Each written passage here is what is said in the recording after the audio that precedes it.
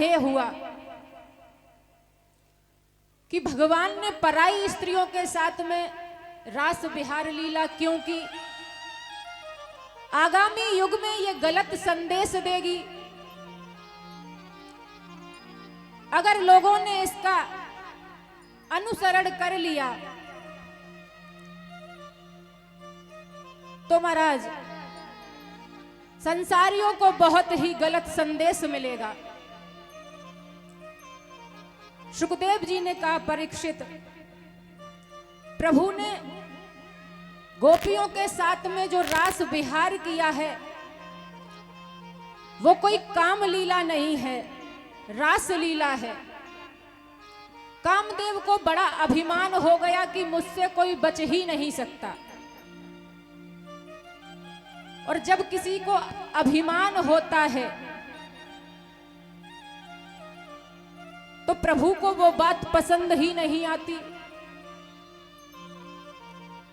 प्रभु ने कामदेव के अभिमान को तोड़ने के लिए ही ये रास लीला का गोपियों के साथ में रास विहार किया।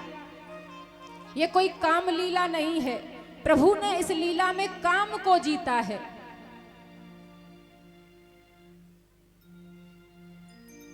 गोपियों के साथ में प्रभु ने रास विहार किया। इधर नारद जी ने सोचा कि अगर ये ऐसे ही ब्रज में लीलाएं करते रहे तो कंस का कभी उद्धार होगा ही नहीं। ये तो गोपियों के साथ में आनंद ले रहे हैं और यहां सभी परेशान हो रहे हैं। गोविंद की लीलाएं देख करके नारद जी कंस के पास आए और कहने लगे, राजा कंस, हमें लगता है कि तुम बहुत भोले हो। कंस ने कहा, आपने ऐसा कैसे कहा कि मैं बहुत भोला हूं? इतना भी भोला नहीं हूं। नारद जी ने कहा कि हमें तो ऐसा ही लगता है कि तुम बहुत भोले हो। जब तुम्हें पता है कि तुम्हारा काल कृष्ण है, लेकिन अभी तक तुमने कुछ किया नहीं किया। तुम्हें डर नहीं लगता? कंस ने कहा, नारद जी, हमने कितने कितने राक्षस भेजे।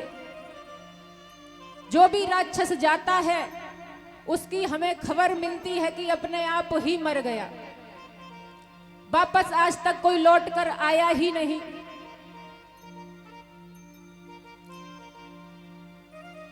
नारद जी एक ऐसे संत हैं, एक ऐसे ऋषि हैं जो देवताओं के पास जाते हैं तो वहां भी इनकी पूजा होती है। दैत्यों के पास जाते हैं तो वहां भी इनकी पूजा होती है। लेकिन नारद जी पढ़ते किसी के चक्कर में नहीं, ना देवताओं के चक्कर में, ना दैत्यों के चक्कर में। अपना काम करके वहां से चले आते हैं। कंस ने कहा, आप तो संत हैं, आप ही कृपा करके हमें कोई उपाय बताइए। नारद जी ने कहा, देखो, वैसे तो मैं किसी को कुछ बताता नहीं हूं, लेकिन तुम अपने हो इसीलिए तुमसे कुछ छुपाऊंगा नहीं। और नारद जी ने कहा कि एक काम करो, तुम मथुरा में मेला लगवाओ, यज्ञ करवाओ, बढ़िया सी सजावट करो और कृष्ण और बलराम को यहां बुलवाओ। गांव के बालक हैं, ग्वारियां हैं, तो मेला देखने अवश्य ही आएंगे। और जो तुम्हें शिव धनुष मिला था जब तुमने तपस्या की थी, उस धनुष का यज्ञ करवाओ। अगर वो तुम्हारा काल है, भगवान है, और वो धनुष को तोड़ता है, तो महाराज जो इस धनुष को तोड़ेगा वो तुम्हें भी नहीं छोड़ेगा। इससे ये परीक्षा भी हो जाएगी कि वो तुम्हारा काल है भी कि नहीं है। और अगर वो धनुष को तोड़ता है तो वो तो तुम्हारे ही राज्य में आ जाएंगे। जैसे ही मेला देखने लगे, तुम धोखे से अपने सैनिकों से कृष्ण और बलराम को दोनों को मरवा देना। कंस ने कहा, महाराज सुझाव तो अच्छा है, लेकिन ब्रजवासी कृष्ण और बलराम को मथुरा भेजेंगे क्यों? नारद जी ने कहा, जो अक्रूर जी तुम्हारे यहाँ हैं वो कृष्ण के काका हैं। वसुदेव ने तुम्हारे साथ छल किया है। 8वां पुत्र देवकी का तुम्हारा काल था। वसुदेव ने धोखे से तुम्हारे काल को ब्रज में भेज दिया। तुम्हारे साथ धोखा हुआ है। कंस ने कहा, ठीक है महाराज, ऐसा ही करता हूं। इधर नारद जी गोविंद के पास आए हैं, बोले प्रभु तुम यहां गोपियों के साथ महारास कर रहे हो और उधर कंस सबको परेशान कर रहा है, संतों का अपमान करता है, ब्राह्मणों को बहुत तंग करता है। आप कंस का उद्धार करने आए थे और यहां महारास कर रहे हो। भगवान ने कहा, नारद जी चिंता मत करो, कंस का जो समय है वो बहुत ही नजदीक आ रहा है, आप निश्चिंत हो जाइए। नारद जी बोले, व्यवस्था तो मैं कर आया हूं, बाकी आगे का आप संभाल लेना। जब अक्रूर जी आपको लेने आए तो ज्यादा आनाकानी मत करना, चुपचाप चले जाना। भगवान बोले ठीक है।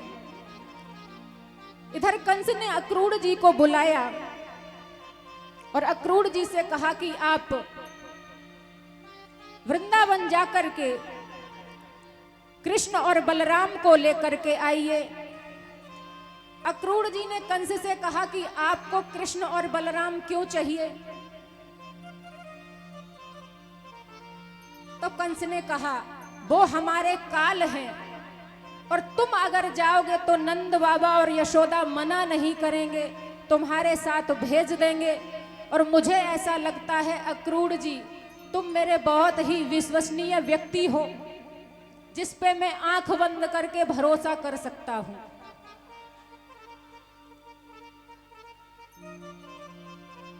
अब अक्रूर जी मन में सोचने लगे कि कंस बहुत दुष्ट है, अगर कृष्ण और बलराम को मैं लेकर के आया तो ये बिना हानि पहुंचाए मानेगा नहीं।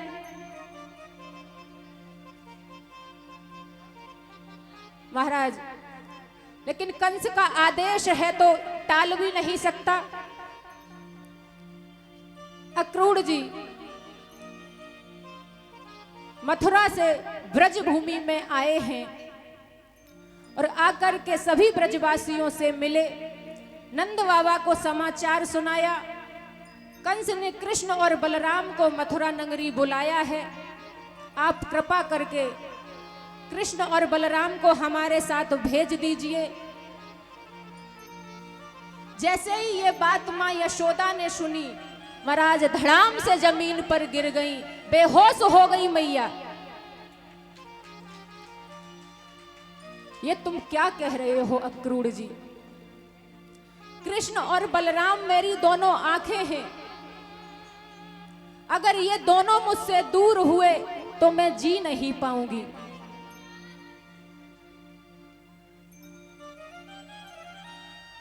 मां यशोदा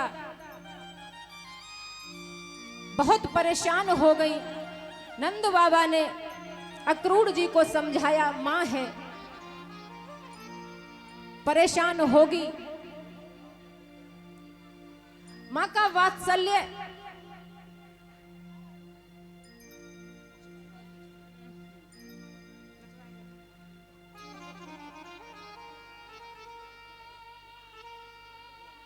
आप सभी के मध्य लगता है आज प्रभु बहुत प्रसन्न है, बार बार दर्शन दे रहे हैं सभी को। आपके मन की बात को समझ गए गोविंद, इसीलिए बार बार दर्शन देने आ रहे हैं। आइए एक सुंदर झांकी का नृत्य आप सभी देखेंगे, तदुपरांत कथा में प्रवेश करेंगे।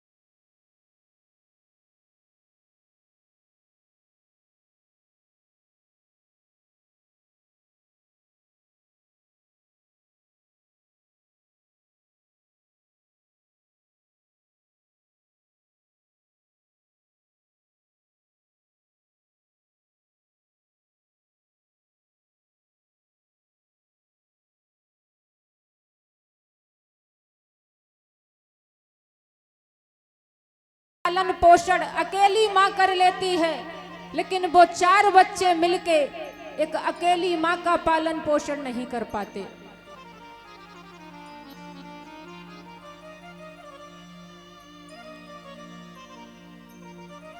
जिंदगी को यहाँ मर मर के जिया जाता है, जहर का घूंट भी अब तो हंस हंस के पिया जाता है।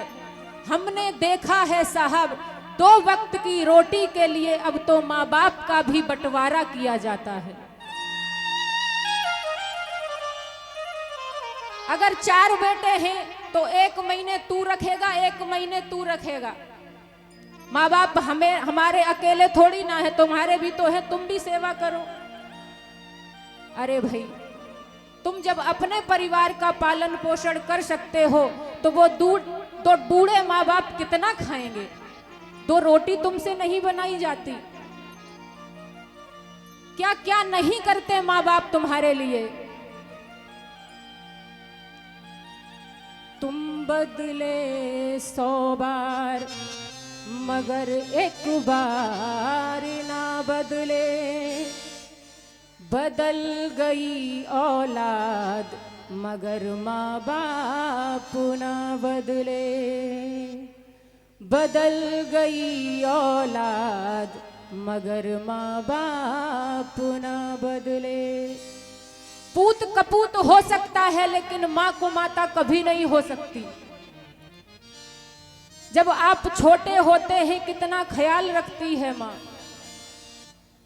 छोटा बच्चा जब सोता है बिस्तर पे ही सब कुछ कर देता है, माँ बार बार साफ करती है, एक बार भी उफ नहीं करती।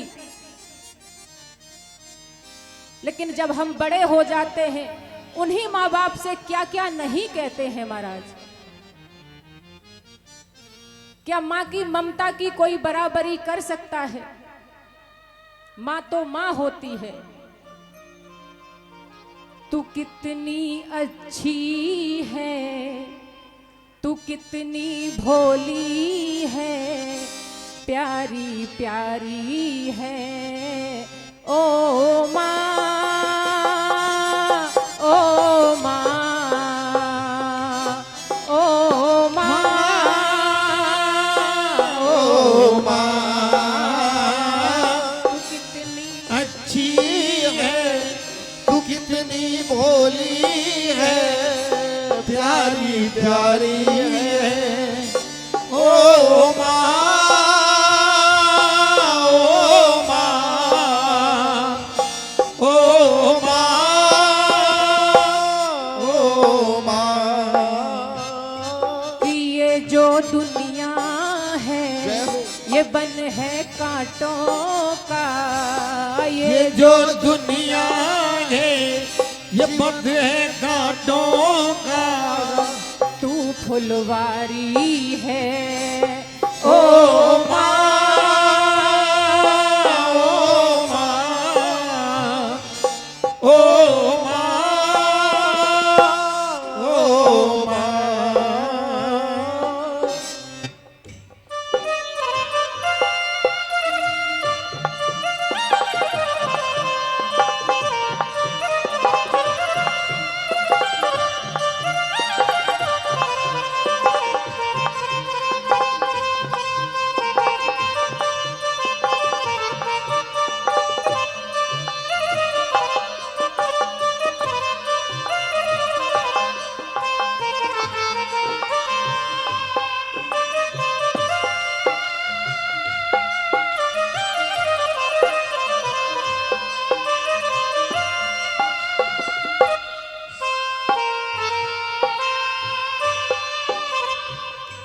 दुखन लागी है माँ तेरी अखियाँ, दुखन लागी है माँ तेरी अखियाँ, दुखन लागी है माँ तेरी अखियाँ, दुखन लागी है माँ तेरी अखियाँ, मेरे लिए जागी है माँ तू सारी सारी रतियाँ, तेरे लिए जागी है बातू सारी सारी रतियां। जब बच्चे छोटे होते हैं, रात रात भर रोते हैं तो माँ पूरी पूरी रात जागती है। किसके लिए? हमारे लिए। और हम क्या करते हैं? ना अपनी नींद देखती है, कुछ नहीं देखती, सब कुछ हम पे कुर्बान कर देती है। हो मेरी निंदिया पे अपनी निंदिया भी, मेरी निधिया पे अपनी निधिया भी तूने बारी है। ओ माँ, ओ माँ, ओ माँ, ओ माँ।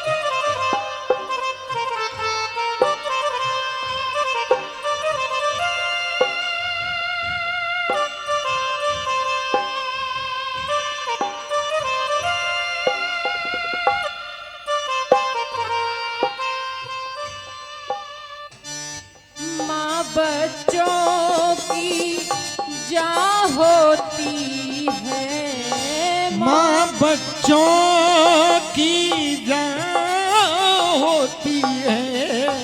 माँ बच्चों की जान होती है। माँ बच्चों की जान होती है। वो होते हैं किस्मत वाले जिनकी माँ होती है। वो होते हैं किस्मत वाले जिनकी माँ होती है। वो होते हैं किस्मत वाले जिनकी माँ होती है। वो होते हैं किस्मत वाले जिनकी माँ होती है।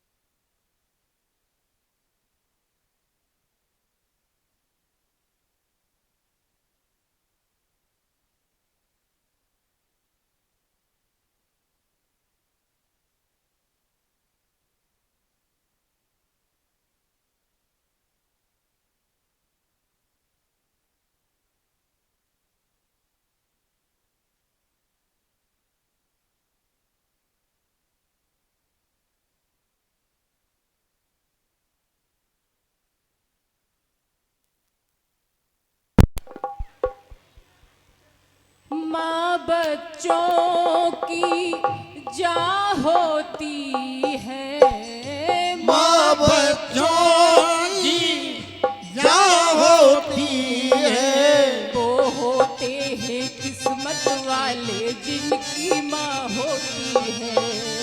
वो होते हैं किस्मत वाले जिनकी माँ होती है। कितनी सुंदर है तू, कितनी शीतल है तू कितनी सुंदर है, तू कितनी शीतल है। प्यारी प्यारी है। ओ माँ, ओ माँ, ओ माँ,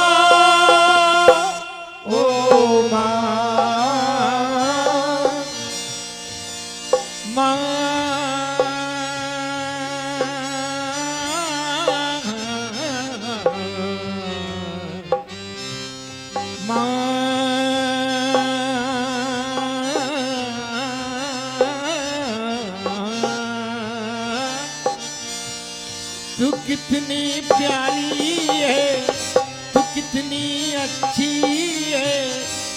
भोली भाली है।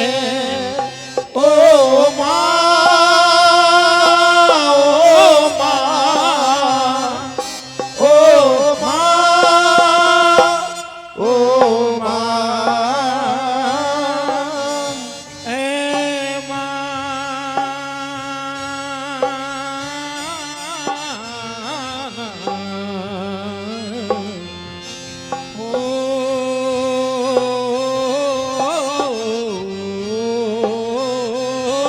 कितनी अच्छी है, तू कितनी भोली है, प्यारी प्यारी है। ओ माँ, ओ माँ,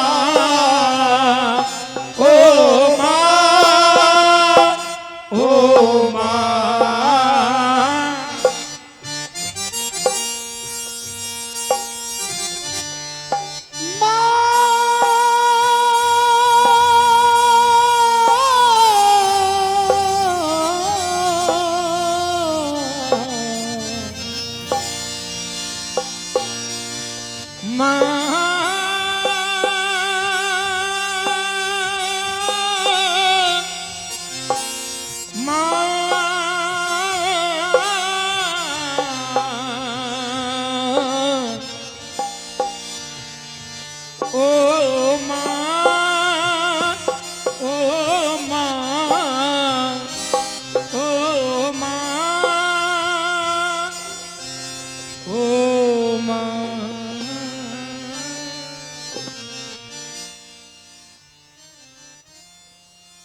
माता पिता हमारे लिए क्या क्या नहीं करते महाराज, लेकिन जब तक वो हमारे नजदीक रहते हमें उनकी कदर नहीं होती।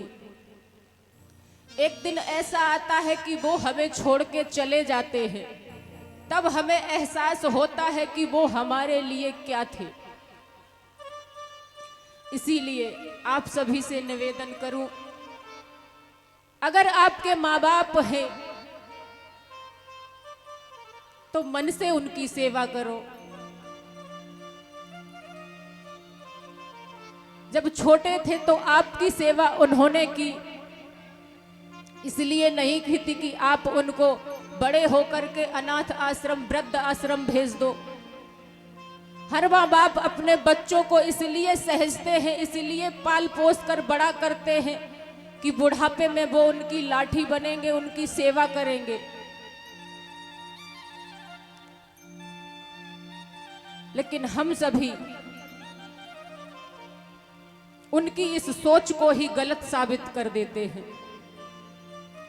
आज जो उनके सामने है कल तुम्हारे सामने होगा, क्योंकि जो तुम कर रहे हो वही तुम्हारे बच्चे भी करेंगे।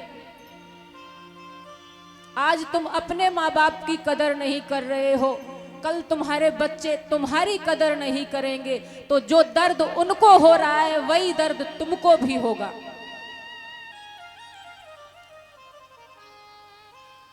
इसीलिए सभी अपने माँ बाप की खूब सेवा करो। किसी तीर्थ में जाने की आवश्यकता नहीं पड़ेगी अगर आपके घर में आपके बूढ़े माँ बाप खुश हैं।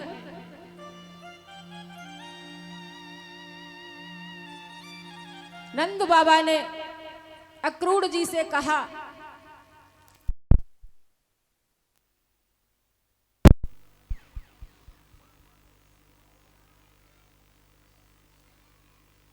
मैं सभी ब्रजवासी के ग्वाल वालों को लेकर के जाता हूं, तुम सुबह कृष्ण और बलराम को लेकर के मथुरा आना।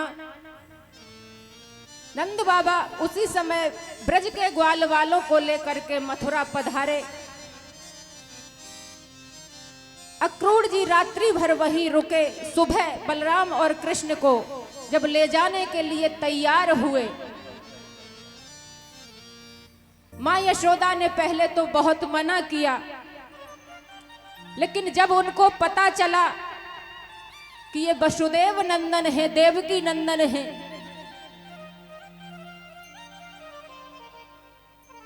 तो महाराज आज्ञा दे दी। ठाकुर जी ने कहा मैया आप चिंता मत करो, मैं बहुत जल्दी आऊंगा। मां यशोदा से आज्ञा लेकर के भगवान जैसे ही रथ में चढ़ने लगे, सभी गोपियों ने आकर के रथ को घेर लिया। गोविंद, आप हमें ऐसे छोड़ करके नहीं जा सकते, आपके बिना तो मैं कुछ भी नहीं हूं, मेरे प्राण हैं आप, मेरे जीवन का आधार हैं आप। अगर आप ही चले जाएंगे तो मैं इस ब्रज में क्या करूंगी रह के। और गोपियां विधाता से शिकायत कर दी हैं कि अरे विधाता, तुझे अगर मुझे गोपाल से अलग ही करना था तो इतना प्रेम मेरे अंदर क्यों जगाया।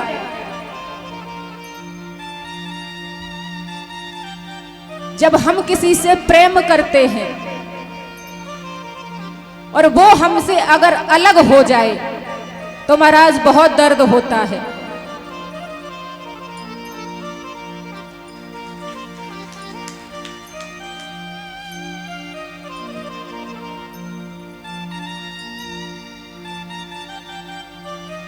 गोपियां कहती हैं कि विधाता हमें ऐसा लगता है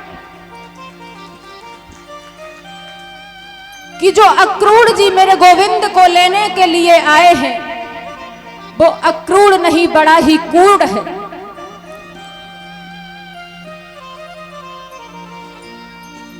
अरे अगर ले जाना था तो मेरे प्राण मांग लेता, मैं खुशी खुशी दे देती, लेकिन जो मेरे ब्रज की शान है उनको ही हमसे दूर कर रहा है। गोपियों को प्रभु ने समझाया, गोपियों से वादा किया कि हम परसों लौट के आएंगे, आप चिंता ना करें। मैं तो बस मथुरा नगरी की सजावट देखने जा रहा हूं,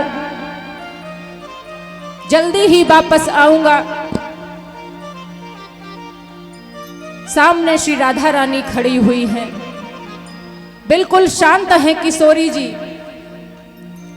गोविंद ने राधा रानी से कहा, किशोरी जी आप मुझे आज्ञा दीजिए और मैं मथुरा को जा सकूं। राधा रानी ने मुंह से तो कुछ नहीं कहा, मानो मन ही मन में कह रही हैं कि आपको जाने से तो मैं नहीं रोक सकती, लेकिन आप जानते हैं कि आपके बिना मैं एक पल भी नहीं रह सकती। गोविंद ने भी किशोरी जी से कहा, मैं और आप कोई अलग नहीं हैं, जहां आप हैं वहीं मैं हूं। श्री राधा रानी की आज्ञा पा करके गोविंद रथ में चढ़े और अक्रूर जी रथ को चला रहे हैं। कृष्ण और बलराम दोनों रथ में बैठे। जहां तक रथ के पहियों की धूल दिखती रही, गोपियां वहीं खड़ी खड़ी वो धूल को निहारती रही। आज गोपियों का हाल बेहाल है। मेरे प्राण धन, मेरे प्राण आधार आज हमसे दूर हो गए।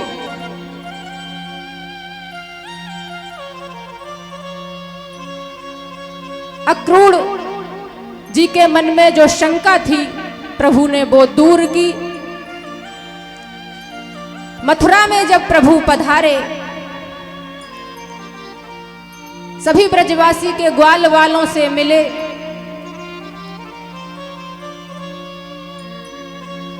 आगे चल करके गोविंद ने धोबी का उद्धार किया। सभी ब्रजवासियों को सुंदर सुंदर वस्त्र पहनाए। माली से सभी के गले में माला डलवाई। थोड़े और आगे बढ़े तो प्रभु ने एक दृश्य देखा। एक स्त्री जो 3 जगह से टेढ़ी है, हाथ में चंदन का कटोरा है और महाराज सामने से चली आ रही है। प्रभु ने कहा, अरे सुंदरी तुम कहां जा रही हो। पहले तो उसको लगा कि मेरा कोई मजाक बना रहा है। अगर कोई कुरूप हो और उसको सुंदर कह के संबोधित करो तो उसको यही लगेगा कि मेरा मजाक बनाया जा रहा। लेकिन गोविंद तो अंदर की सुंदरता देखते हैं, बाहर की लीपा पोती से उनको कोई मतलब नहीं है। खूब 4 घंटे बैठ के मेकअप करो, उनको कोई लेना देना ही नहीं है। लेकिन हम सभी बाहर की सुंदरता तो खूब बढ़ाते हैं, पर अंदर की सुंदरता को बढ़ाना भूल जाते हैं। अंदर की सुंदरता कब बढ़ेगी? जब प्रभु का भजन करोगे, भक्ति करोगे, राधा नाम का सहारा लोगे। प्रभु ने पूछा कि आप कहां जा रही हो? वो स्त्री बोली, मुझसे कहा। भगवान ने कहा, हां तुमसे ही कहा, तुम्हारा नाम क्या है? तब बताया, मेरा नाम कुब्जा है। मैं कंस को रोज चंदन तिलक करती हूं और मेरे हाथ का चंदन तिलक कंस को बहुत पसंद है। लेकिन आज मेरा मन कर रहा है कि ये चंदन तिलक मैं आपको लगाऊं। अगर आपकी आज्ञा हो तो क्या शुभ अवसर आप मुझे दे सकते हैं? भगवान ने कहा, जरूर। सभी ब्रजवासियों को कुब्जा ने तिलक किया। जब गोविंद की बारी आई और कुब्जा जैसे ही तिलक लगाने लगी तो महाराज प्रभु के मस्तक तक पहुंच ही नहीं रही है। गोविंद ने कुब्जा के पैर के अंगूठे पर अपने पैर का अंगूठा रखा और कुब्जा की ठोड़ी से अपनी हाथ की उंगलियों को लगाया और एक ही झटके में कुब्जा को सीधा कर दिया। कुब्जा परम सुंदरी बन गई।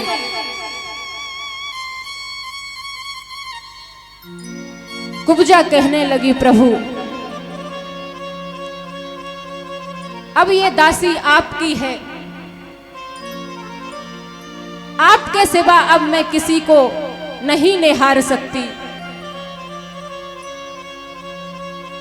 आज से ये जीवन आपका है, आपको समर्पित करती हूं। प्रभु के प्रति प्रेम ऐसा ही होना चाहिए। बनावट गोविंद को पसंद नहीं है।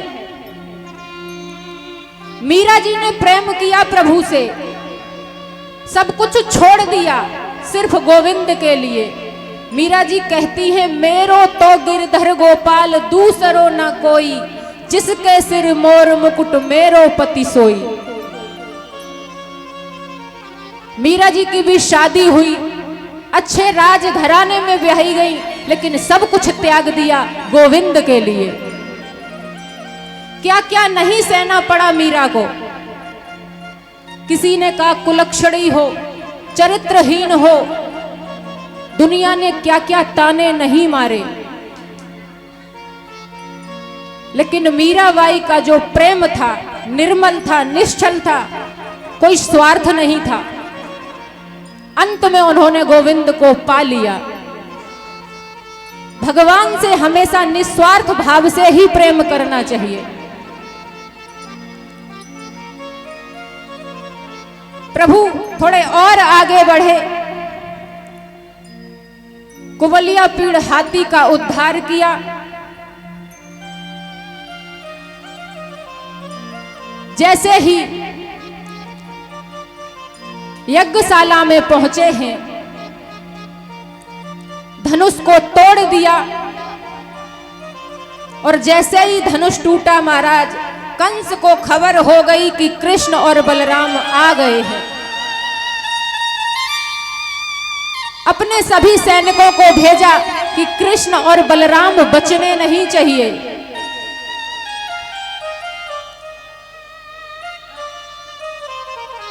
जो प्रभु की जिस भाव से छवि देख रहा है, उसको गोविंद वैसे ही नजर आ रहे हैं। भक्तों को प्रभु भगवान नजर आ रहे हैं। जो स्त्रियां प्रभु को पति रूप में देख रही हैं, उनको पति नजर आ रहे हैं। वहां पर जो पहलवान मल्ल हैं, उनको प्रभु मल्ल नजर आ रहे हैं। और कंस को प्रभु काल नजर आ रहे हैं। जाकी रही भावना जैसी, प्रभु मूरत देखी तिन तैसी। जैसा भाव आपके हृदय में है, गोविंद आपको वैसे ही नजर आएंगे। प्रभु ने वहां से छलांग लगाई और कंस के सिंहासन पर पहुंच करके कंस के केशों को पकड़ लिया और जमीन पर पटक दिया और कंस को एक एक पाप याद दिलाने लगे। तुमने मेरे निरपराध मां बाप को कारागृह में रखा, संत ब्राह्मणों को परेशान किया,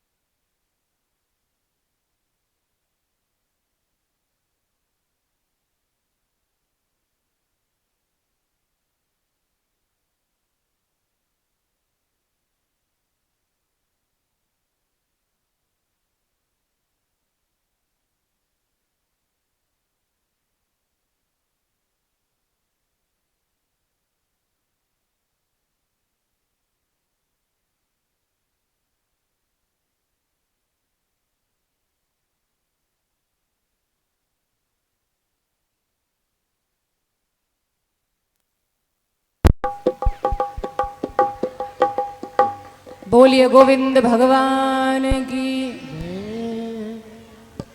ऐसे बोलेंगे तो भगवान कंस को मारने की जगह छोड़ के चले जाएंगे। तो तुम लोग कंस के राज्य के लायक ही हो। थोड़ा जोर लगा के बोलो, बोलो गोविंद भगवान की। अब थोड़ा बहुत सोचेंगे प्रभु कंस को मारने के बारे में। प्रभु ने एक प्रहार किया और कंस का राम नाम सत्य हो गया। जय बोलो कंस मरैया की, जय बोलो, जय बोलो कंस मरैया की, जय बोलो, जय बोलो, जय बोलो, जय बोलो, जय बोलो, जय बोलो, जय बोलो दाऊदी के भैया की, जय बोलो, जय बोलो कंस मरैया की, जय बोलो, हाँ जय बोलो, जय बोलो, जय बोलो, जय बोलो, जय बोलो, जय बोलो कंस मरैया की, जय बोलो, जय बोलो कंस। आपको खुशी नहीं है कंस के मरने की, तो तालियां बजाने में कंजूसी क्यों कर रहे हो? डर लग रहा कि पुनः जीवित ना हो जाए। भाव से दोनों हाथ ऊंचे उठा ले, एकदम सीधे सीधे लंबे लंबे। जय बोलो कंस मरैया की, जय बोलो, जय बोलो कंस मरैया की, जय बोलो, हरि नाग नाथ रे में डारो, तेरे दिल में राखो, फन फन बिना जो बंसी वारो, नागो बंसी बारो, और जय बोलो, जय हो, जय बोलो नाग नथैया की, जय बोलो, जय बोलो कंस मरैया की, जय बोलो, और जय बोलो दाऊदी के भैया की, जय बोलो। बोलिए कंस मारने वाले की जय, बोलिए कृष्ण और बलराम की जय। भोजन करके नहीं आए हो? फलार करके हम आते, लगता ये है कि आप लोगों को भोजन नहीं मिलता। आवाज ही नहीं निकलती। 2 बजे से कथा प्रारंभ होती है, चकाचक भोजन करके आते हो, नाश्ता अलग, भोजन अलग, बढ़िया खा पी के 3 बजे आप लोग आते हैं। थोड़ा जोर लगा के बोलो, बोलिए राधे रानी सरकार की। अब थोड़ा समझ में आया। प्रभु ने अपने माता पिता को कारागृह से निकाला,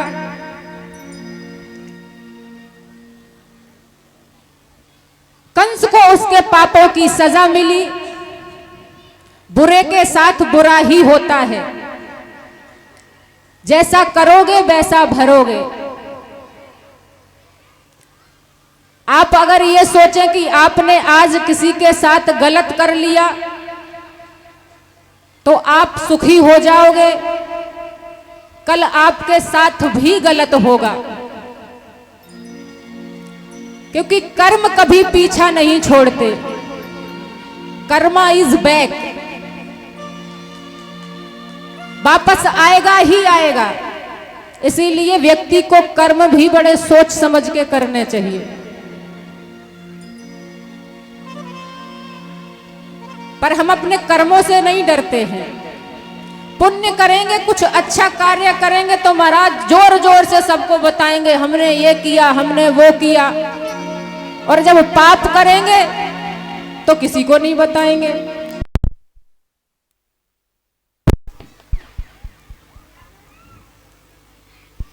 अगर ईश्वर को आपका अच्छा कर्म दिखाई देता है तो बुरा कर्म भी दिखाई देता है। भगवान का सीसीटीवी कैमरा जो है वो 24 घंटे ऑन रहता है। आपके घर का कैमरा सिर्फ आपकी गली मोहल्ले को ही देख सकता है और वो पूरे जगत को देखते हैं। कौन क्या कर रहा है सबका पता है उनको। तो गलत करके ये मत सोचिए कि आपके साथ गलत नहीं हो सकता। हो सकता है, हो सकता आपने जो किया वो कम हो, आपके साथ डबल हो सकता है। इसीलिए बुरे कर्मों से बचें, अच्छे अच्छे सत्कर्म करें। सत्संग भागवत में जाकर के प्रभु की लीलाओं का श्रवण पान करें, जिससे अपनी बुद्धि को शुद्ध हमेशा करके रख सके। नकारात्मक ऊर्जा को हमेशा खुद से दूर रखें, सकारात्मक ऊर्जा अपने अंदर प्रवाहित करें। भागवत हमें यही सिखाती है। जिस दिन आपका मन गोविंद में लग गया, मान लो आपका भागवत सुनना सफल हो गया, और 7 दिन आपने कथा सुनी और जैसे थे महाराज वैसे ही रहे, तो फिर कोई मतलब नहीं निकला, कोई फल नहीं मिलना। लेकिन 7 दिन कथा सुनने के बाद में अगर 8वें दिन आपके जीवन में परिवर्तन आ गया तो फिर आपका कथा सुनना सफल रहा। प्रभु की भक्ति में हमेशा लगे रहना चाहिए। भगवान ने मथुरा का राज्य उग्रसेन जी को दिया, राज तिलक किया। दोनों भाई अवंतिकापुरी पढ़ने के लिए गए, सारी विद्याओं का ज्ञान लिया, धर्म शास्त्र राजनीति। और जब शिक्षा ग्रहण करके प्रभु वापस आए, अब एक बात यहां पर सोचने वाली है, क्या भगवान को कुछ आता नहीं है? भगवान को पढ़ने की क्या आवश्यकता है? वो तो सब कुछ जानते हैं। फिर भी राम अवतार जब लिया तब भी प्रभु पढ़ने गए, कृष्ण अवतार लिया तब भी प्रभु पढ़ने गए।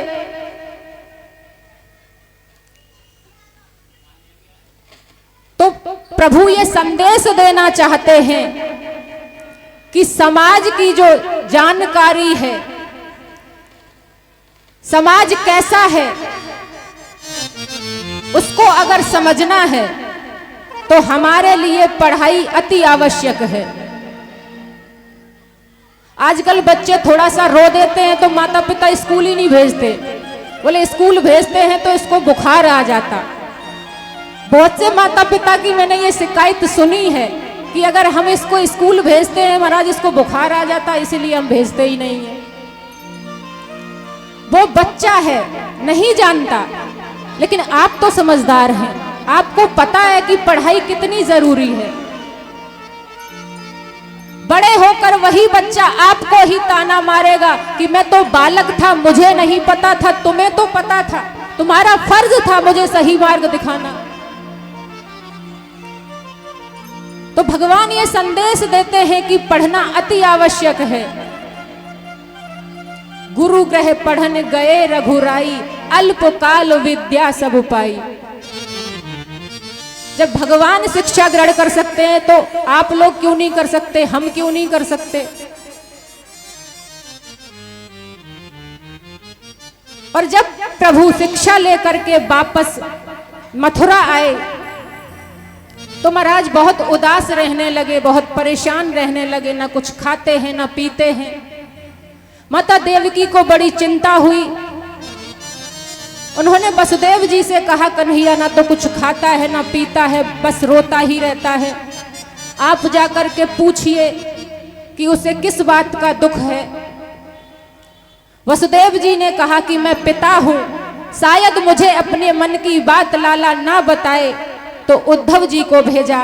उद्धव जी प्रभु के पास पहुंचे और उनसे पूछा, भगवान आप क्यों परेशान रहते हैं, क्यों उदास रहते हैं, आपको परेशान देख करके सभी परेशान हैं। भगवान ने अपने मन की बात बताई, उद्धव जी मुझे ब्रजवासियों की बहुत याद आती है, आप मेरा एक काम करो, ब्रजमंडल में जाकर के एक बार ब्रजवासियों का हाल लेकर के आओ और मेरा समाचार उनसे कहना कि मुझे ब्रजवासियों की बहुत याद आती है। उद्धव जी ने कहा, प्रभु आप चिंता मत करो, मैं अभी जाता हूं और समाचार लेकर के तुरंत ही वापस आऊंगा। उद्धव जी प्रभु की काली कमरिया लेकर के वहां से पधारे। ब्रजवासियों को लगा कि गोविंद वापस आ रहे हैं, लेकिन जब रथ से उतरे हैं तो देखा कि वो उद्धव जी हैं। उद्धव जी ने पूछा कि नंदरानी का भवन कहां है। सभी ब्रजवासियों ने उद्धव जी से कहा, उद्धव जी ये जल प्रवाहित तो हो रहा है, आपको दिखाई दे रहा है, इसका उद्गम जहां से हुआ है, इसकी उत्पत्ति जहां से हुई है, वही नंदरानी का घर है। क्योंकि जिस दिन से गोविंद मां यशोदा को छोड़ करके गए हैं, उस दिन से लेके आज तक मां की आंखों के आंसू कभी बंद ही नहीं हुए। उद्धव जी मां यशोदा के पास में आए, मैया को समझाया, ऐसा नहीं है कि गोविंद आपकी याद नहीं करते, आप सभी को बहुत याद करते हैं, लेकिन अब वो युवराज हैं, उनके समाज के प्रति कुछ जिम्मेदारियां हैं जिनमें वो उलझे हुए हैं, तो आप सभी बुरा मत मानिए। नंद बाबा और यशोदा को समझा करके प्रभु गोपियों के पास आए। गोपियों की मन स्थिति को जब उद्धव जी ने देखा तो महाराज सारा ज्ञान भूल गए। उद्धव जी तो ब्रह्म ज्ञान देने आए थे गोपियों को, लेकिन सारा ज्ञान भूल गए जब गोपियों का प्रेम देखा प्रभु के प्रति।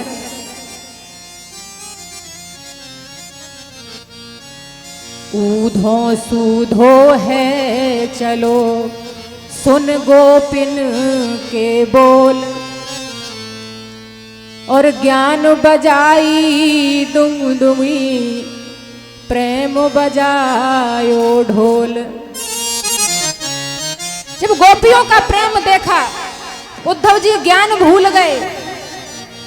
उद्धव जी कह रहे हैं कि ब्रह्म की पूजा करो, गोपियां कहती हैं ब्रह्म कौन है मैं नहीं जानती। हम प्रेम दीवानी है, वो प्रेम दीवाना, हम प्रेम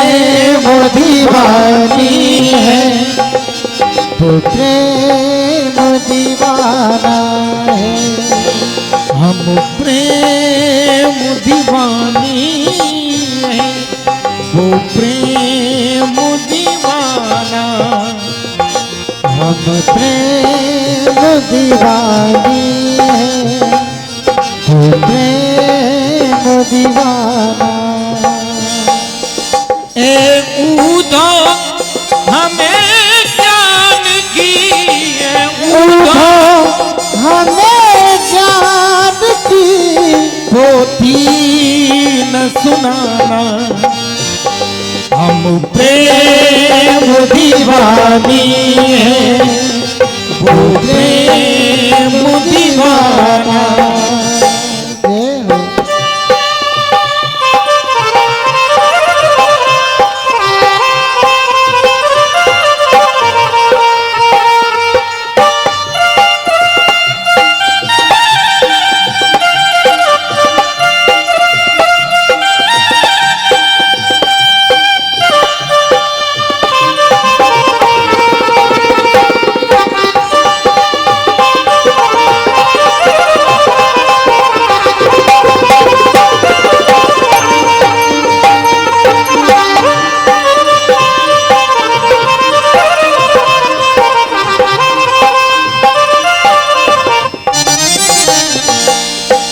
पहले अखियों के निकट रहते थे आँखों यार, पहले अखियों के निकट रहते थे आँखों यार।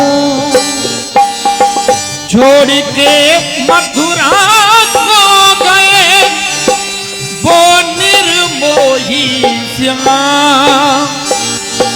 छोड़ के मथुरा को गए वो निर्मोही श्याम। इस दिल में तेरे ज्ञान का नहीं कोई ठिकाना। हम प्रेम दीवानी है, वो प्रेम दीवाना। हम प्रेम दीवानी है, वो प्रेम दीवाना। हम प्रेम दीवानी है, वो प्रेम दीवाना। ए ऊधो हमें ज्ञान की, ऊधो हमें ज्ञान की, पोथी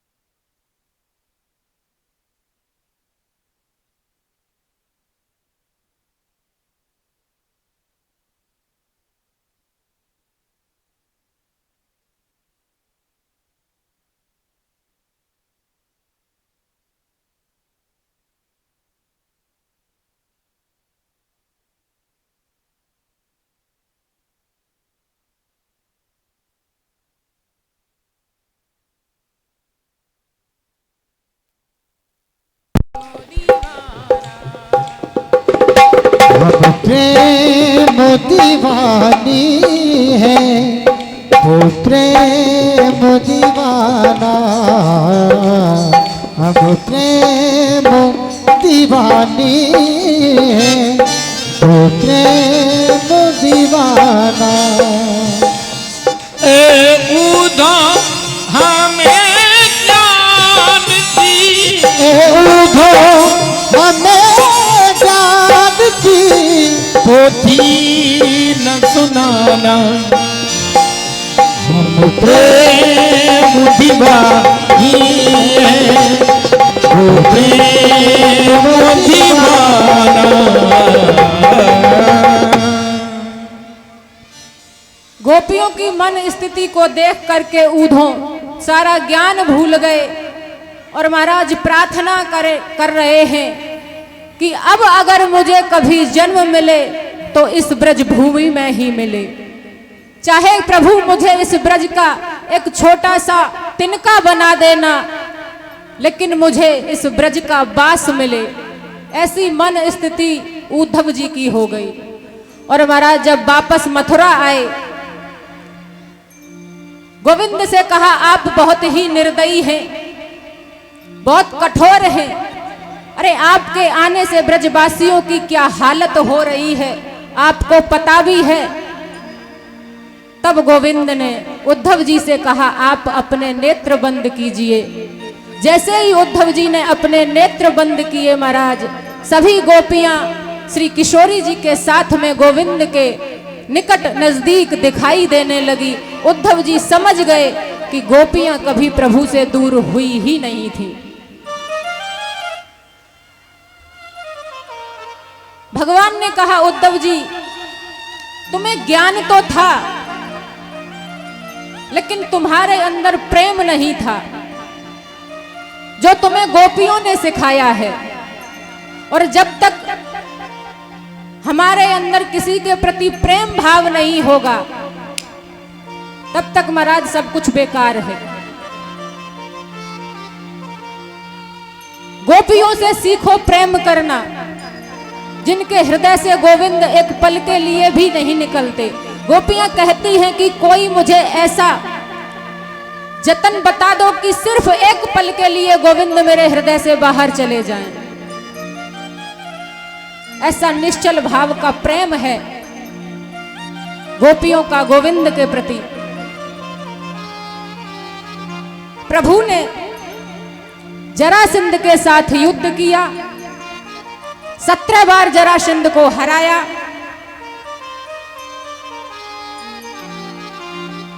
काल नेम राक्षस का मुचकुंद भगवान ने उद्धार किया।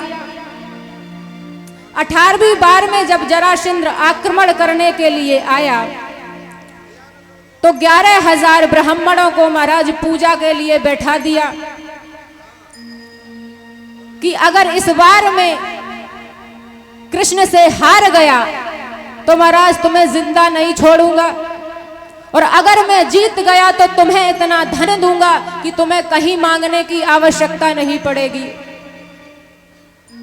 ब्राह्मणों की रक्षा करने के लिए भगवान जरासंध के रण को छोड़ करके भाग गए। बोलिए रणछोड़ भगवान की जय।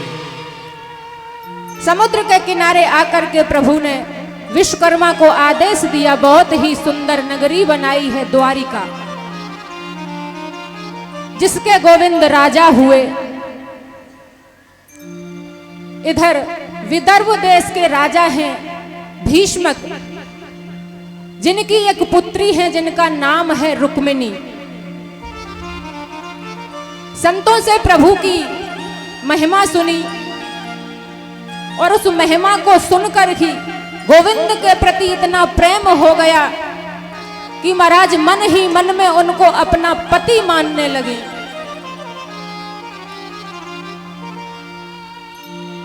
एक दिन भीष्मक ने अपने बड़े बेटे रुक्मी से कहा, बेटा मेरे मन में ये भाव है कि रुक्मिणी की शादी द्वारकाधीश से करवा दी जाए। रुक्मी ने कहा, उस ग्वारिया के साथ तो मैं बिल्कुल नहीं करवाऊंगा, जिसके ना कुल का पता है ना माँ बाप का पता है, उसके साथ मैं अपनी बहन की शादी करूंगा। आप वृद्ध हो गए हैं, आप चिंता मत कीजिए, अपनी बहन के लिए मैं एक सुंदर वर को खोज के लाऊंगा। और रुक्मी ने अपनी बहन की शादी पक्की शिशुपाल के साथ कर दी। जब माता रुक्मिणी को यह पता चला, महाराज बहुत दुखी हुई, मन ही मन में विचार करने लगी कि मैंने कृष्ण के सिवा किसी से प्रेम ही नहीं किया, उनको ही मैं अपना पति मानती हूं। अगर कृष्ण मुझे नहीं मिले तो मैं अपने प्राणों को त्याग दूंगी, लेकिन शिशुपाल के साथ विवाह नहीं करूंगी। एक संत वहां पधारे, माता रुक्मिणी ने एक पत्र में अपनी बात लिखी और उन संत ब्राह्मण को पकड़ा दी कि ये पत्र का आप द्वारका पहुंचा दीजिए। वो पत्र लेकर के वो ब्राह्मण देव द्वारका पधारे, भगवान को वो पत्र दिया। भगवान ने उस पत्र में पढ़ा, मैं रुक्मिणी आपसे बहुत प्रेम करती हूं, साक्षात आपको देखा नहीं लेकिन सपने में देखा है, और जब से आपको देखा है महाराज किसी और को देखा ही नहीं है। अगर आप मुझे स्वीकार नहीं करते हैं तो मैं अपने प्राणों को त्याग दूंगी, किसी और के साथ विवाह नहीं करूंगी। भगवान ने वो पत्र पढ़ा। ब्राह्मण देव ने कहा कि हमारा काम पूरा हो गया, हमें चलना है। भगवान ने कहा जा कहां रहे हो, हम भी साथ में ही चलेंगे। और महाराज उन्हीं संत ब्राह्मण के साथ में प्रभु पधारे हैं। रुक्मिणी ने कहा था कि हमारे यहां नियम है कि विवाह से पहले हम पूजन के लिए मंदिर जाते हैं। तो मंदिर का पता बताया, बोले आप हमें पहचानेंगे कैसे और हम आपको कैसे पहचानेंगी। तो बताया कि हम अपनी सखियों के साथ में जब पूजन के लिए आऊंगी तो ज्यादा भीड़ भाड़ साथ में नहीं होगी। मैं जैसे ही हाथ उठा करके कुछ इशारा करूं आप समझ जाना कि मैं ही रुक्मिणी हूं, और महाराज मेरा वरण कर लेना, मुझे स्वीकार कर लेना। इधर रुक्मिणी के विवाह की तैयारी चल रही है। अब रुक्मिणी को पता है कि मैं कृष्ण की ही दुल्हन बनने वाली हूं। बाकी सभी को यह लग रहा है कि इनका विवाह शिशुपाल के साथ में होगा, लेकिन रुक्मिणी को अपने मंदिर में ये विश्वास है कि कृष्ण अवश्य आएंगे। प्रेम में वो ताकत है कि प्रेमी को आना ही पड़ता है, पर प्रेम भी सच्चा होना चाहिए। लेकिन आजकल तो महाराज प्रेम की लीला ही अपरंपार है। रोज फोन पे बाबू सोना, बाद में वही रोना धोना। ये कोई प्रेम नहीं है। मेरे बाबू ने खाना खाया, अरे तेरा बाबू इंसान को खा जाए, खाने की बात छोड़। ऐसे ऐसे लोग हैं, क्या ही कहें। प्रेम की परिभाषा ही चेंज कर दी महाराज।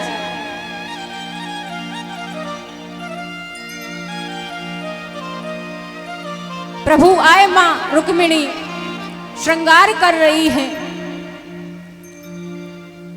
और श्रृंगार करते हुए मन में विचार कर रही हैं कि आओ मेरी सखियों मुझे मेहंदी लगा दो, मेहंदी लगा दो मुझे ऐसी सजा दो, और मुझे श्याम सुंदर की दुल्हन बना दो, मुझे श्याम सुंदर की दुल्हन बना दो, मुझे श्याम सुंदर की दुल्हन बना दो। आओ मेरी सखियों मुझे मेहंदी लगा दो, आओ मेरी सखियों मुझे मेहंदी लगा दो, मेहंदी लगा दो मुझे ऐसी सजा दो, मेहंदी लगा दो मुझे ऐसी सजा दो, मुझे श्याम सुंदर की दुल्हन बना दो, मुझे श्याम सुंदर की दुल्हन बना दो। जय हो।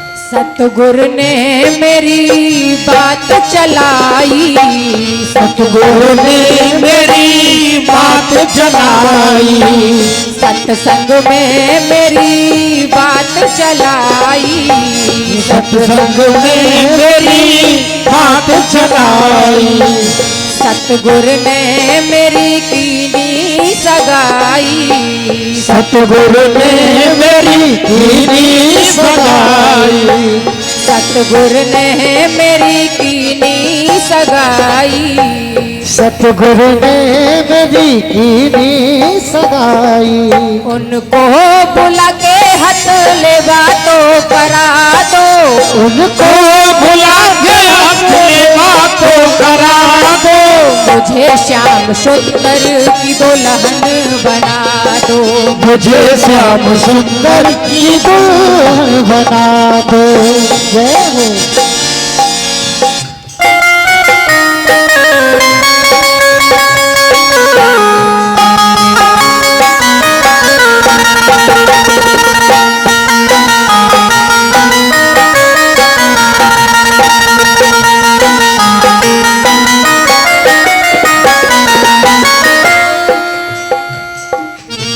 पहन के चूड़ी में तो श्याम को रिझाऊंगी, पहन के चूड़ी में तो श्याम को रिझाऊंगी, लेके एक तारा मैं तो श्याम श्याम गाऊंगी, लेके एक तारा में तो श्याम श्याम गाऊंगी।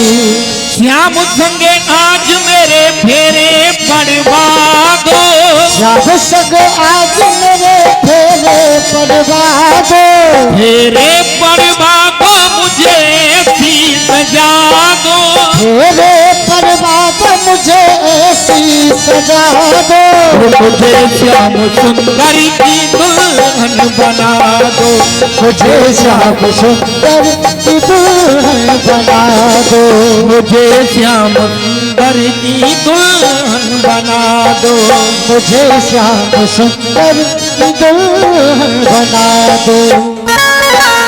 जय हो।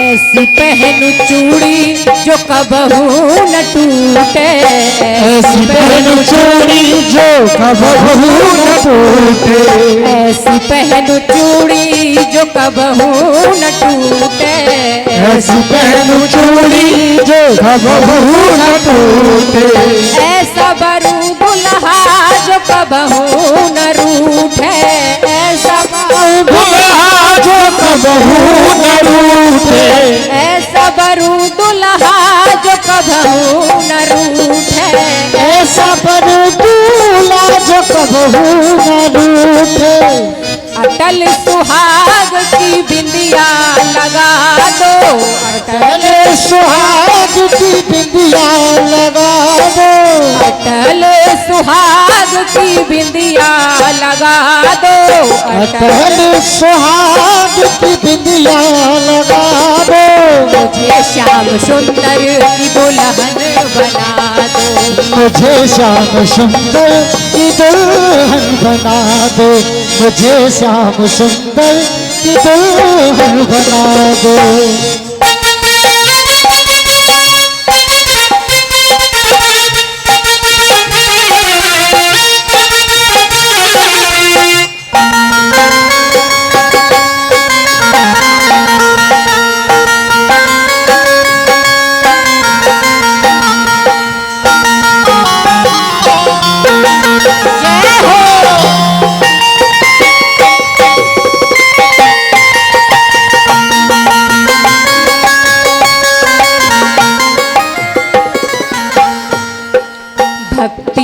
का सुरमा मैं आंखों में लगाऊंगी, भक्ति का सुरमा मैं आंखों में लगाऊंगी, भक्ति का सुरमा मैं आंखों में लगाऊंगी, भक्ति का सुरमा मैं तो आंखों में लगाऊंगी। दुनिया से नाता तोड़ श्याम की हो जाऊंगी, दुनिया से नाता तोड़ श्याम की हो जाऊंगी, दुनिया से नाता तोड़ श्याम की हो जाऊंगी, दुनिया से नाता तोड़ श्याम की हो जाऊंगी। सतगुरु को बुला के मेरे फेरे तो करा दो, सतगुरु को बुला के मेरे फेरे तो करा दो, सतगुरु को बुला के मेरे फेरे तो करा दो, सतगुरु को बुला के मेरे फेरे तो करा दो। मुझे श्याम सुंदर की दुल्हन बना दो, मुझे श्याम सुंदर की दुल्हन बना दो, मुझे श्याम सुंदर की दुल्हन बना दो, मुझे श्याम सुंदर की दुल्हन बना, मुझे श्याम सुंदर की दुल्हन बना दो।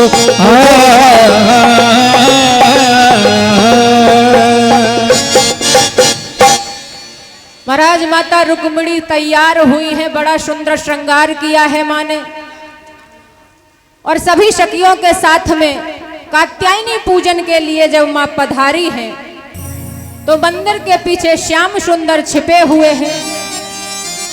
कात्यायनी पूजन में माँ से यही प्रार्थना करती हैं कि हे माँ,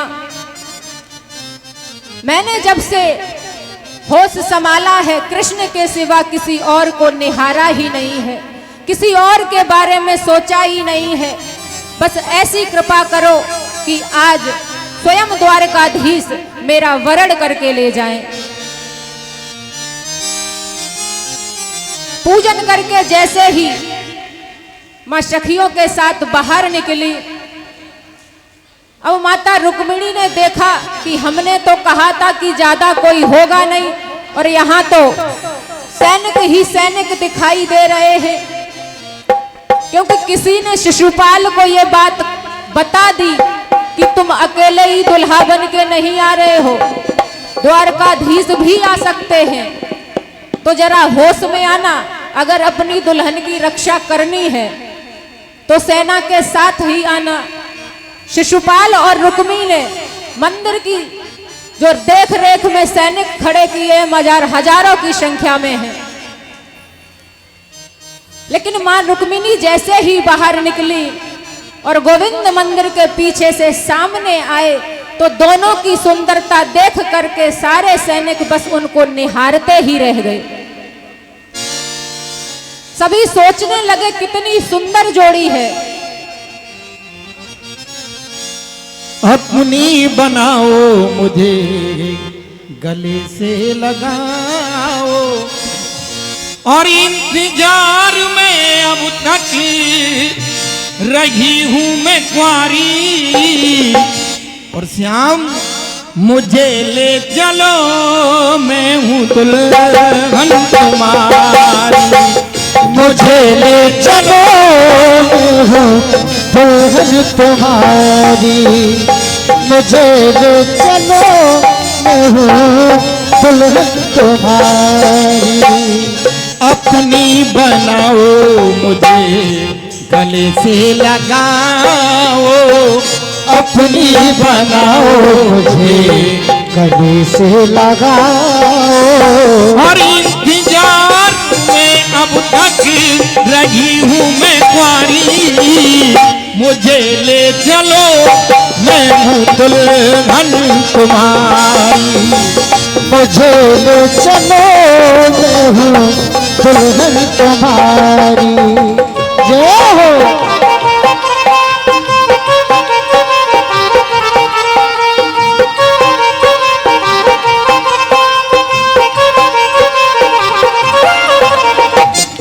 ब्राह्मण के हाथों से भेजा संदेशा, ब्राह्मण के हाथों से भेजा संदेशा, और आएंगे श्याम सुंदर मुझे था भरोसा। आएगा श्याम सुंदर मुझे था भरोसा। हरि हरि ना करो अब, हरि ना करो अब, सोचा बिचारी मुझे करो हारी मुझे ले चलो दुल्हन तुम्हारी। नहीं श्याम आते जय हो। ना डोली जाती, रुक्मिणी किसी की नहीं बोली जाती। रुक्मिणी किसी की नहीं बोली जाती। मारी के मर जाती ने, मारी के मर जाती ने अपने कटारी मुझे ले चलो दुल्हन तुम्हारी। मुझे ले चलो दुल्हन तुम्हारी। हरि ना करो तुम, हरि ना करो तुम, सोचा बिचारी मुझे ले चलो मैं हूँ दुल्हन तुम्हारी। मुझे ले चलो दुल्हन तुम्हारी। हर दिल खुश गुरु की है ये कलम कटारी, मुझे ले चलो मैं हूँ दुल्हन तुम्हारी। मुझे ले चलो दुल्हन तुम्हारी। मुझे ले चलो मैं हूँ दुल्हन तुम्हारी। देखिए सभी बैठे रहें, एक एक करके आए, शोर शराबा न करें, व्यवस्था भंग न किया करें, एक एक करके आए। कन्यादान भी होगा। प्रभु ने रुक्मिणी जी का हाथ पकड़ा और अपने रथ में बिठा लिया। जब रथ लेकर के जाने लगे तब सैनिकों को होश आया कि द्वारकाधीश रुक्मिणी को लेकर के चले गए। ये खबर रुक्मिणी के भाई रुक्मी को जब मिली तो महाराज युद्ध करने के लिए भगवान से वहां आ गया। प्रभु ने रुक्मी के साथ में युद्ध किया और जब उसको मारने को हुए तो माता रुक्मिणी ने हाथ जोड़ लिए, ये मेरा भाई है, इसे मत मारिए। प्रभु ने रुक्मी का बहुत अपमान किया और अपने रथ से बांध लिया। राजा भीष्मक वहां पधारे और रुक्मी को समझाया, बोले रुक्मिणी कोई साधारण कन्या नहीं है, ये स्वयं लक्ष्मी है जिसका वरण हमेशा ही नारायण ने किया है। कृष्ण स्वयं नारायण है, इनका विवाह शांति पूर्वक होने दो। और बड़े ही धूमधाम से गोविंद का विवाह हुआ। इतनी सुंदर जोड़ी है दोनों की, आइए हम सभी भी श्रवण करते हैं। जोड़ी का जवाब नहीं, जोड़ी का जवाब नहीं। पहले परीक्षित महाराज पूजन करते हैं, ये ऐसा शोर शराबा। श्याम भैया देखो तुम रोको इनको। पहले परीक्षित यज्ञपति जी दोनों आए, पूजन करें, उसके बाद सभी करें। ये भीड़ ही परेशान करती है, कल भी हादसा इसी भीड़ की वजह से हुआ है। आप एक एक करके आए, सुरक्षा अपनी अपने हाथ रखें, एक साथ खड़े न हो, तो पता नहीं चलता कौन क्या कर रहा है। एक एक करके आए, परीक्षित महाराज आ जाए। जोड़ी का जवाब नहीं, जोड़ी का जवाब नहीं, आज दूल्हा बने हैं नंदलाल की जोड़ी का जवाब नहीं। दूल्हा बने हैं नंदलाल की जोड़ी का जवाब नहीं। दूल्हा बने हैं गोपाल की जोड़ी का जवाब नहीं। दूल्हा बने हैं गोपाल की जोड़ी का जवाब नहीं। जोड़ी का जवाब नहीं, जोड़ी का जवाब नहीं, जोड़ी का जवाब नहीं, जोड़ी का जवाब नहीं। दूल्हा बने गोपाल तो जोड़ी का जवाब नहीं। दूल्हा बने हैं गोपाल की जोड़ी का जवाब नहीं।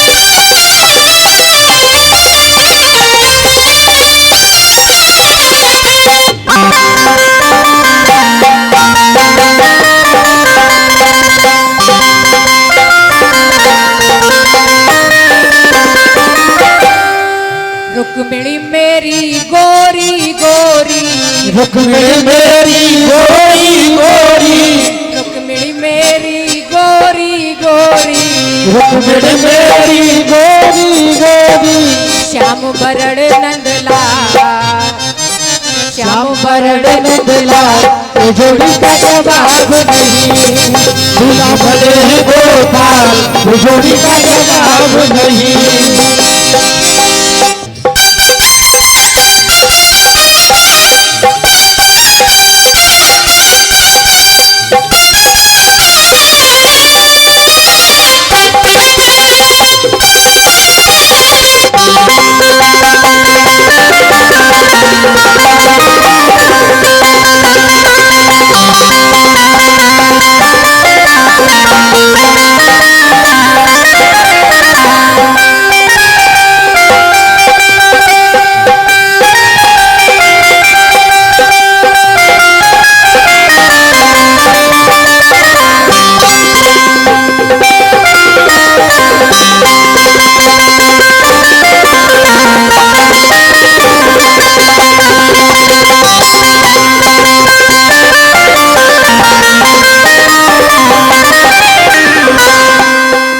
रुक्मिणी ओढ़े लाल चुनरिया, रुक्मिणी ओढ़े लाल चुनरिया, रुक्मिणी ओढ़े लाल चुनरिया, रुक्मिणी ओढ़े लाल चुनरिया, काली कमरिया नंदलाल, काली कमरिया नंदलाल, की जोड़ी का जवाब नहीं, दूल्हा भले है गोपाल, ये जोड़ी का जवाब नहीं।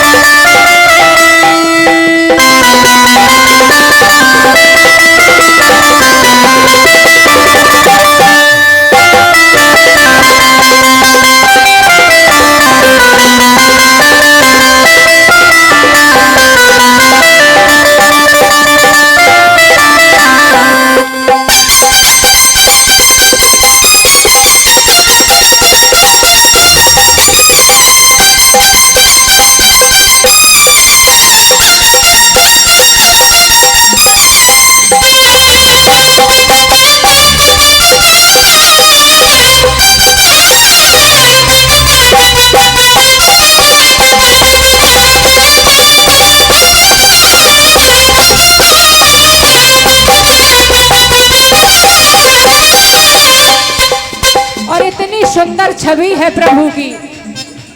मुकुट सिर मोर का, मेरे चित चोर का, मुकुट सिर मोर का, मेरे चित चोर का, मुकुट सिर मोर का, मेरे चित चोर का, धुनी न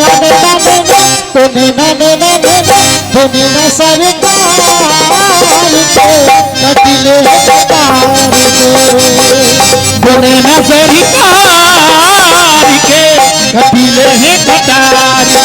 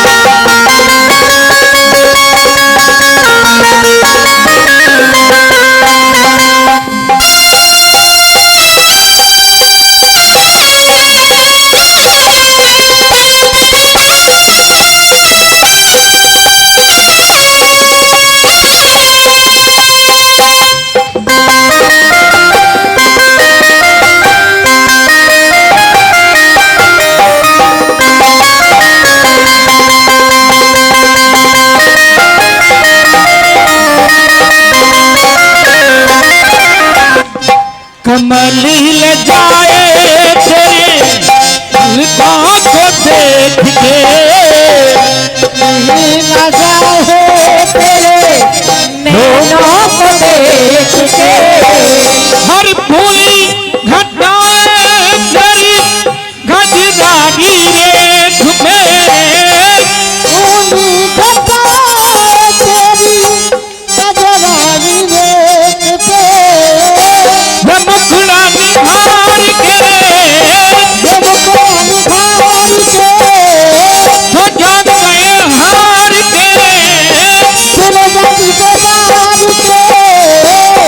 नैना दो नैना दो नैना नैना नैना दो नैना सरकार के कटिले तार से दुनिया सरकार के कटिले कटार के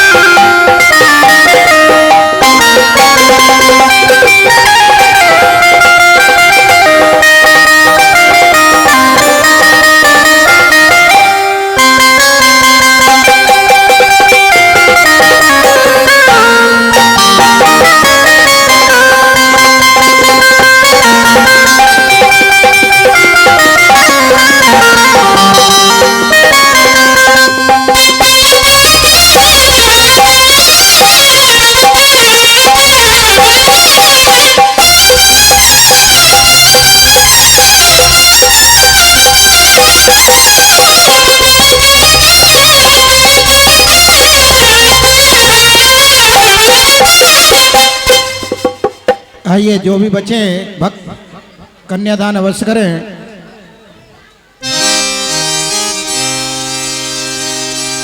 कितने भी गरीब की हो कन्या कन्यादान जरूरी है। देखिए जितने भी भक्त बॉक्सों के सामने खड़े हैं ये हट जाएं और देखिए जितने भी भक्त बैठ जाएं आप एक एक करके आए। कितने भी गरीब की हो बेटी पर कन्यादान जरूरी है। कन्यादान जरूरी है। कन्यादान जरूरी है। कन्यादान जरूरी है। और कुछ भी न बने एक पैसा दो कुछ भी न बने तो पैसा दो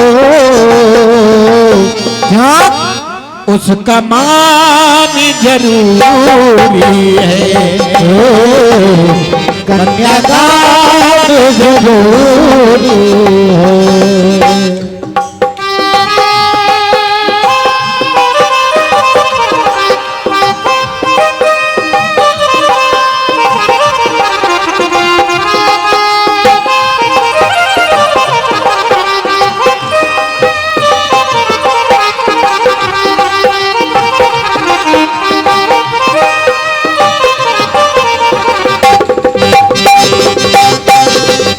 बेटी तो बेटी होती है। बेटी तो बेटी होती है। ये तो पराया धन होती है। ये तो पराया धन होती है। हर युग पिता हो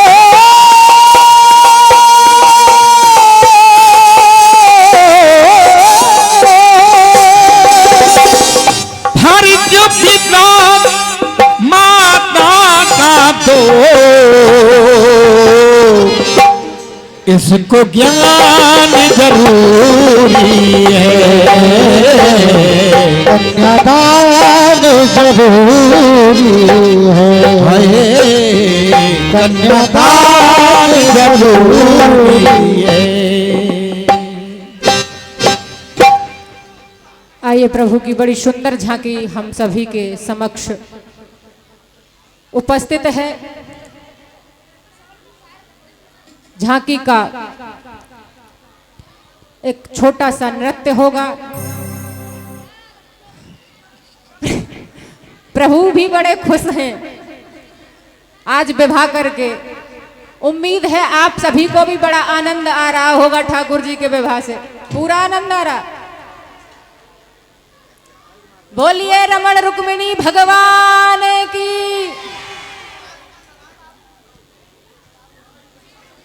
गाना लगवाए दे भले यार। कल सभी समय से पधारे। कल कथा का विश्राम दिवस है। जो भक्त 6 दिन तक कथा श्रवण पान नहीं कर पाए हैं, अगर सप्तम दिवस की कथा श्रवण पान करते हैं तो उन्हें पूरे 7 दिन का फल प्राप्त होता है। तो सभी लोग समय से पधारें। कल की बात और है, अपने अपने कार्यों को निपटा करके समय से आए और प्रभु की रसमयी कथा का श्रवण पान करें।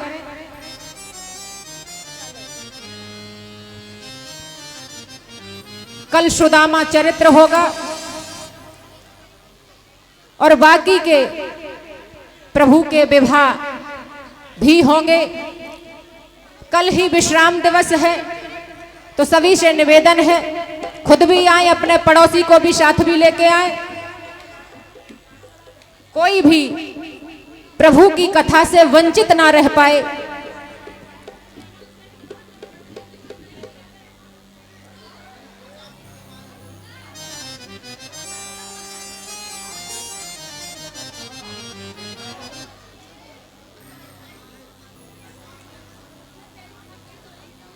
कम हुआ है।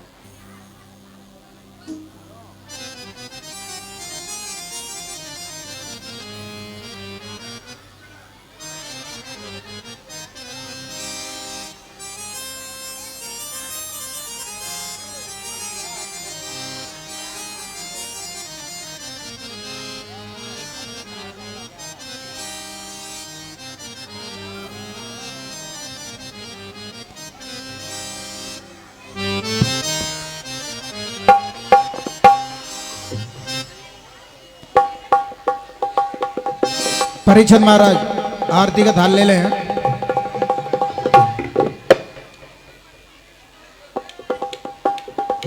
अच्छा नृत्य होगा, 1 मिनट। नृत्य होगा तो गाना लगा दें पहले, आरती थाल बाद में उठाएं। रुक जाओ भैया, रुक जाओ, अभी मत उठाओ।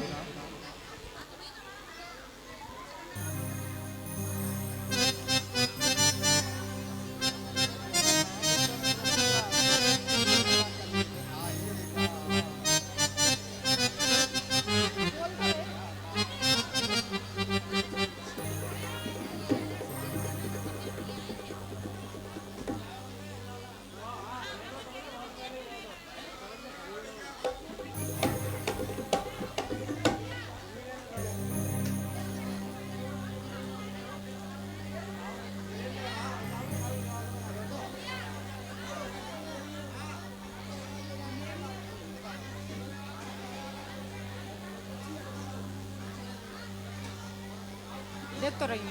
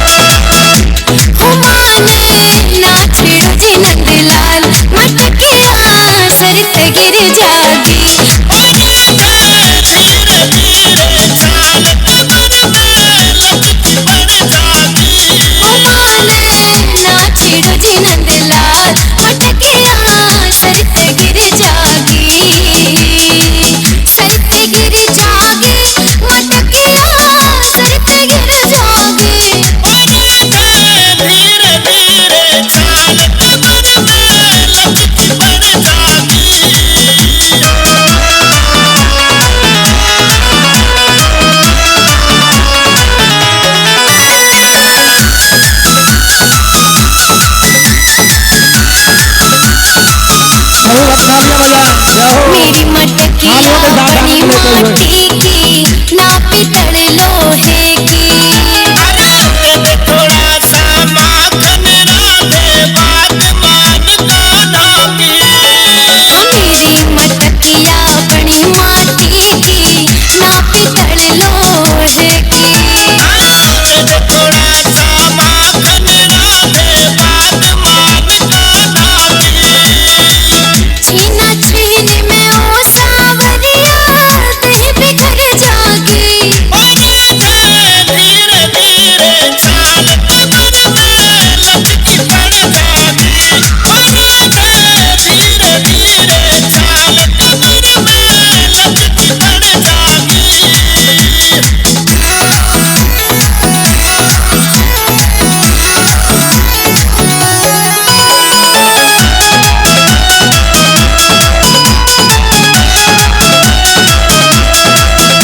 हाँ करू शिकायत माँ यशोदा सिवा तने घना धमकावे।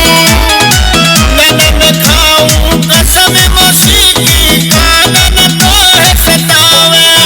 हाँ करू शिकायत माँ यशोदा सिवा तने घना धमकावे। ननन खाऊं कसम मौसी की कानन तो है सतावे। झूठी कसम न खावे ओ एक एक करके बैठे रहे शोर न मचाएं। धीरे धीरे चाल कमर में लचकी पड़ जागी। धीरे धीरे चाल कमर में लचकी पड़ जागी।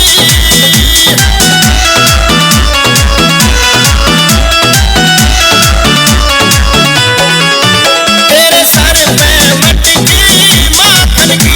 तेरे सर पे मटकी माखन की। थोड़ा सा मक्खन खिला ओ राधा परेशान की। थोड़ा सा मक्खन खिला ओ राधा परेशान की।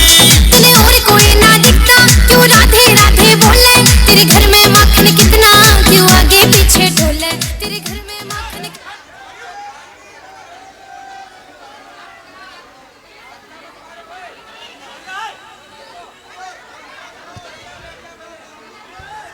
सभी भक्त अपने जगह पे बैठ जाएं। सभी प्रसाद उसी के बाद में वितरण होगा। सभी बैठ जाएं।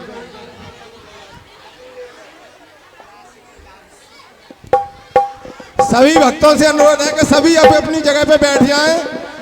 आरती ये जो परिषद हैं और ये एकपति हैं, 2-4 लोग खड़े होकर ही आरती करेंगे। बाद बाकी सब अपने ये आरती से पहले आरती प्रसाद करेंगे। बांटा क्यों यार? और सभी को प्रसाद बैठ के ही मिलेगा।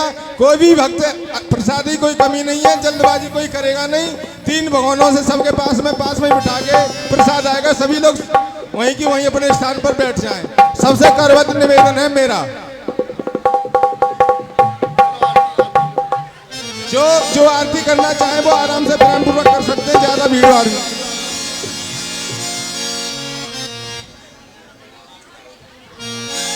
बांके बिहारी तेरी आरती गाऊं। अरे कुंज बिहारी तेरी आरती गाऊं। बांके बिहारी तेरी आरती गाऊं। अरे बांके बिहारी तेरी आरती गाऊं। कुंज बिहारी तेरी आरती गाऊं। गोर मुकुटी तेरे शीश पे सोहे। ओ मोर मुकुट तेरे शीश पर